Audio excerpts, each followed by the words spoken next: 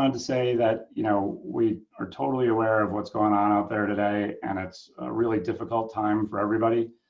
But for us at Atlantic Marketing, it's open house season, and we're used to helping our customers get their boats ready to go and helping consumers understand what's going on with the latest and greatest products. So we've created these. Without any further ado, we're really lucky to have Barb Foss, the sales manager from Polyform, with us today. And Barb, if you wouldn't mind telling us a little bit about Polyform, please. Hi. We are grateful to be here and very appreciating the new opportunity and new experience to get our message out there. But Polyform is the worldwide leader in buoys and fenders. But the company goes back to the 1950s in Norway, where we actually invented the inflatable buoy and fender. So we have a little expertise in doing it and have perfected it over the years. We are now a separate entity from that company that was started in Norway, and we are here in the U.S. and we manufacture here in the U.S. Oh, that's pretty cool. I remember meeting some of the original owners of Polyform at some events a long time ago, and just such a nice family, great group of people. Always been an awesome company to work with, and they just do a top shelf job. But so I appreciate you giving us a little bit of information there about Polyform. But when I'm working in open house and customers are coming in and chatting with me and asking them questions, inevitably the first question I get is always, what size fender do I need for my boat?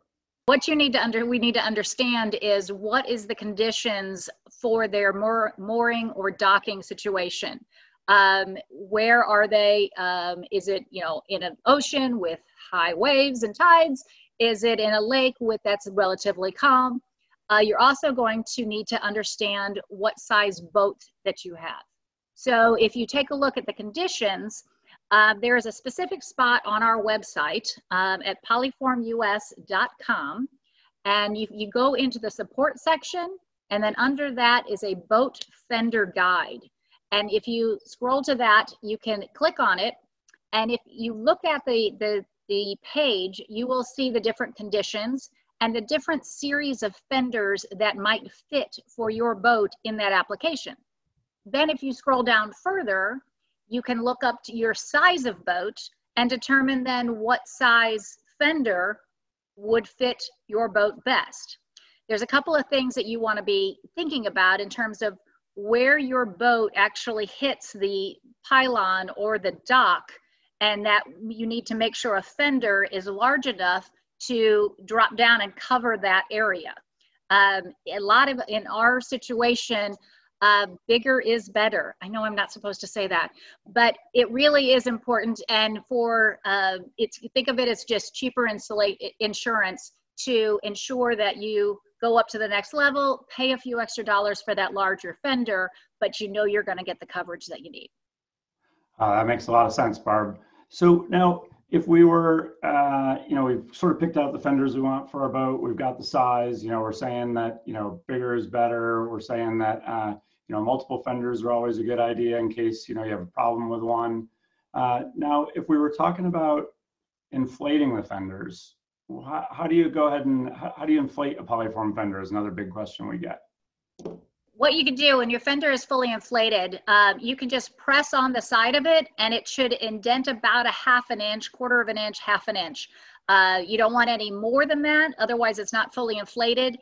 And if it's too tight, that's not good either. You want it to actually have a little bit of give so that when the pressure of the 2 points coming together, it will actually do its job. Oh, very cool. Now, we got that down. You have a whole bunch of different types of fenders, as people could see on your website. Like they could go through and see all different sorts of choices. But out of all those different fenders, one question we get a bunch is, what is the strongest fender you make? It's an easy one. Our strongest fender is our F-Series fender. And I am going to go low tech and show you pictures now since our other options aren't working. But it is a commercial grade fender, and it is the strongest one we make with the thickest wall size or wall dimensions, as well as a reinforced rope hold. It's got multiple ribbing in it. The F-Series fender has a very definitive look, and you can always tell by the navy toppers on each actually top and bottom. That makes it a little unique from the rest of our line. And these are actually used by not only commercial boats, but also higher end boats. A lot of yachts are out there using the F-Series. So that being said, if those are like your big high-end yacht fenders, what would be like a really popular fender for like rafting if you're trying to, tie up boat to boat?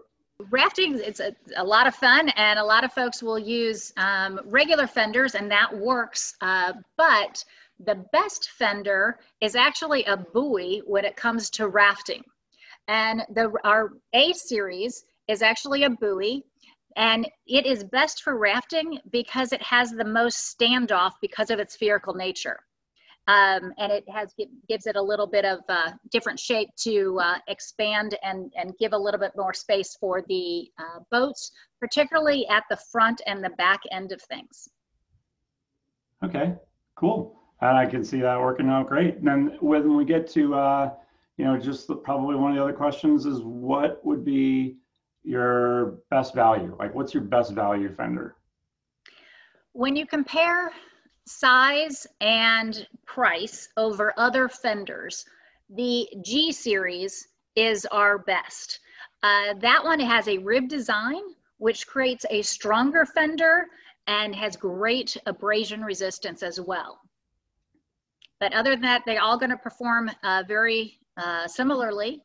It has the reinforced heads rope holds, and that rib body is really a nice, a different look, so you can kind of distinguish one from another.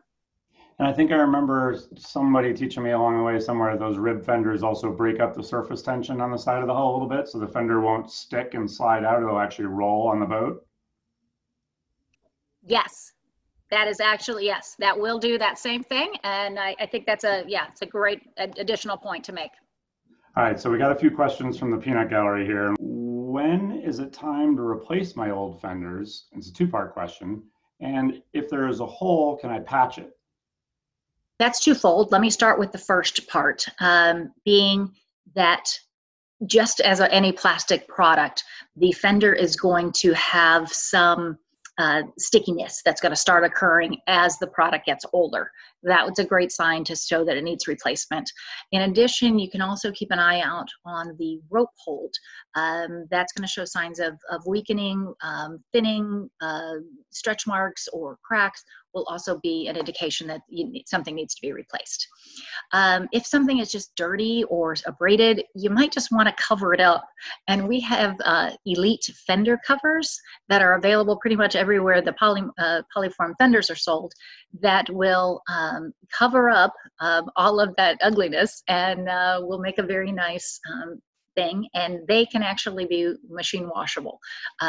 They are very strong and water resistant and look great as a part of the fender operation. That's great. So that answers one thing.